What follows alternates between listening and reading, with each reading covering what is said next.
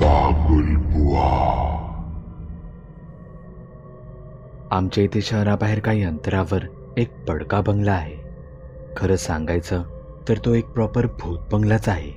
पहिली गोष्ट तर तो वस्तीपासून काही अंतर दूर असल्याने तिथल्या परिसरात आपोआपच गवत वगैरे वाढलं आहे. त्यामुळे रात्रीचा तिथला सीन हा हॉरर सिनेमासारखा भासतो. काही कारणाने मी तुम्हाला त्याचा डिटेल पत्ता सांगू शकत नाही, पण हो, तिथली गोष्ट ही सिनेमापेक्षा भयानक आहे. फार वर्षापूर्वी तिथे एक कुटुंब राहत होतं. नवरा, बायको आणि त्याची मुलगी. त्या माणसाने एकदा त्याच्या बायकोचा आणि मुलीचा क्रूरपणे खून केला.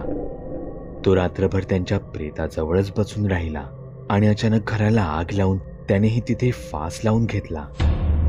ही गोष्ट नुसती ऐकली तरी साहजिकच कोणाच्याही अंगावर काटा येईल. तुम्ही डेअर टू स्टे चॅलेंज ऐकलं असेलच. म्हणजे एखाद्या भयानक जागी थांबून तुम्हाला तिथेच एक अख्खी रात्र घालवायची असते. आमचंही तसंच ठरलं होतं, पण तिथे कोणी एकटं जाऊन राहणं हे केवळ अशक्य होतं. म्हणून आम्ही 4 मित्रांनी तिथे जायचं ठरवलं. मित्राकडे जातो असं सांगून आम्ही 4 मित्र 2 बाईकवरून त्या बंगल्याकडे जायला निघालो. तिथे जाताना तर आमच्यात प्रचंड उत्साह होता. असं वाटत होतं आम्ही काहीतरी मोठं काम करायला जात आहोत. पण हा केवळ आमचा मूर्खपणाच होता. आम्ही त्या बंगल्यापासून काही अंतर लांबच आमची बाईक थांबवली होती. आम्ही आधी आपापल्या टॉर्च चालू केल्या. लांबून कुत्र्यांचं भुंकणं आमच्या कानावर पडत होतं. आम्ही सावधच त्या बंगल्यामध्ये शिरलो. सगळीकडे टॉर्च मारून पाहिलं तर बंगल्यात जळाल्याच्या स्पष्ट खुणा दिसत होत्या. बंगला आतूनही तितकाच खराब झाला होता. वरचं छत तर कधी कोसळेल काहीच सांगता येत नव्हतं. आम्ही तिथे काही फोटो वगैरे काढले. संपूर्ण रात्र तिथेच बसून जागवायची असं ठरलं. रात्रीचे 10 वाजले होते. 11 वाजले, 12 वाजले.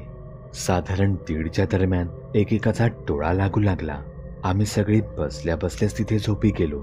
अचानकच आम्हाला एका भयानक स्वप्नाने जाग आली. विशेष म्हणजे आम्हा सगळ्यांना एकाच प्रकारचं स्वप्न पडलं होतं, ज्यात प्रत्येकाला त्याचं जवळचं कोणीतरी त्याच्या नावाने हाक मारून बोलावत होतं. माझ्या स्वप्नात माझी बहीण, तर कोणाच्या स्वप्नात त्याची आई, वडील, आजोबा दिसले होते. ते सगळेच त्या व्यक्तीला त्याच्या नावाने हाक मारत होते आणि त्याच स्वप्नाने आम्ही खडबडून जागे झालो. आम्ही सगळेच एकमेकांना आपापल्या स्वप्नाविषयी सांगत होतो. तोच वरच्या मजल्यावरून एका बाईच्या ओरडण्याचा आवाज कानावर आला. ते ऐकून तर आम्ही अजूनच घाबरलो. आम्ही काही बोलणार तोच दाणदाण करून काहीतरी आपटल्याचा आवाज आला.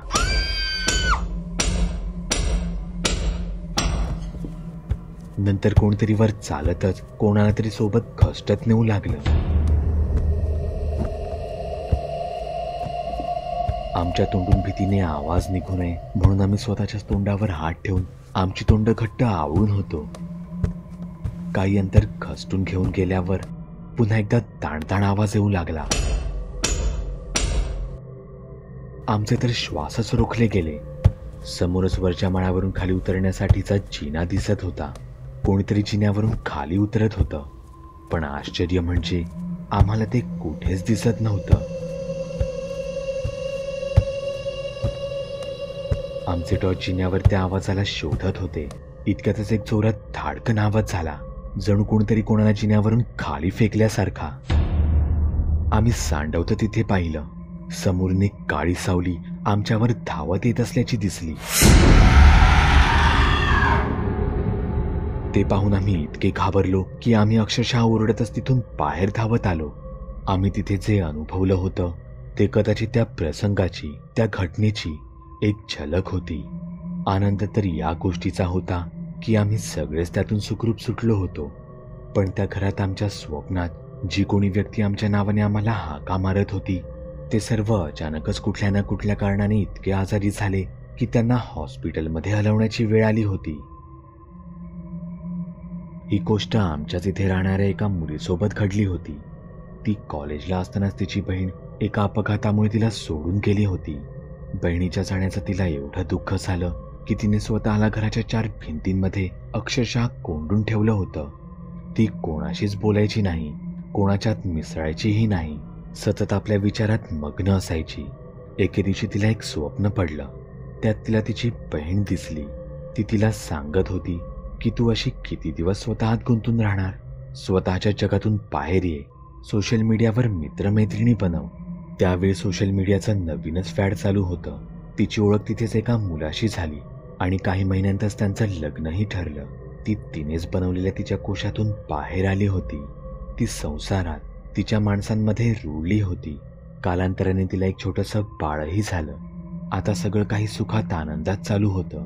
अशीच अजून काही वर्ष गेली. तिचा मुलगा आता शाळेत जायला लागला होता. असंच एके दिवशी ती मुलाला आणायला शाळेत जात होती. रस्त्याने चालत असतानाच तिला रस्त्याकडील एका बिल्डिंग जवळ एक ओळखीची आकृती दिसली. तिला पाहून ही जागेवरच थांबली. ती दुसरी तिसरी कोणी नसून तिचीच बहीण होती.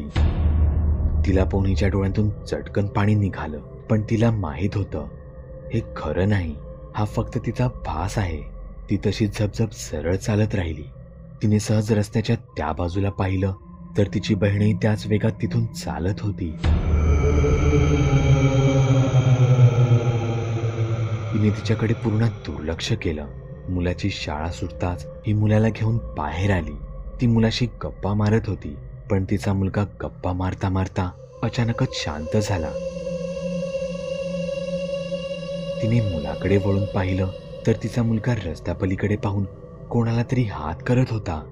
तिने पलीकडे पाहिलं तर तिथून तिची बहीणही तिच्या मुलाला हात करत होती. हा तिचा मुलगाही तिला अशी ओळख दाखवत होता जणू तो तिला खूप आधीपासूनच ओळखत असावा. ते दृश्य पाहून हिचे तर हातपायच गार पडले.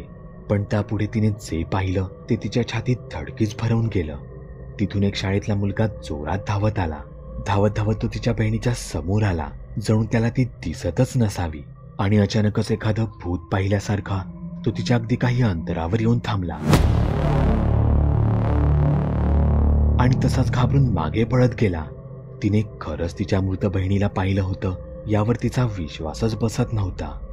काही दिवसांनी तिच्या आते बहिणीला एक बाळ झालं. बाळाला पाहायला म्हणून हे सगळेच त्यांच्या घरी गेले होते. सगळे बाहेर आल्याने बाळ आतल्या खोलीत एकटंच होतं. ती बाळाला पाहायला एकटीच आत निघून गेली. खोलीत पाय ठेवता क्षणी तिला झटकाच बसला. समोर पाळण्याजवळ तिला तिची मृत बहीण बसलेली दिसली. तिला पाहून ही तिथेच बेशुद्ध झाली. आजही त्या मुलीला तिची बहीण तिच्या आसपासच असल्याची जाणीव होते. इतकंच नाही तर ती तिला तिथे दिसतेही.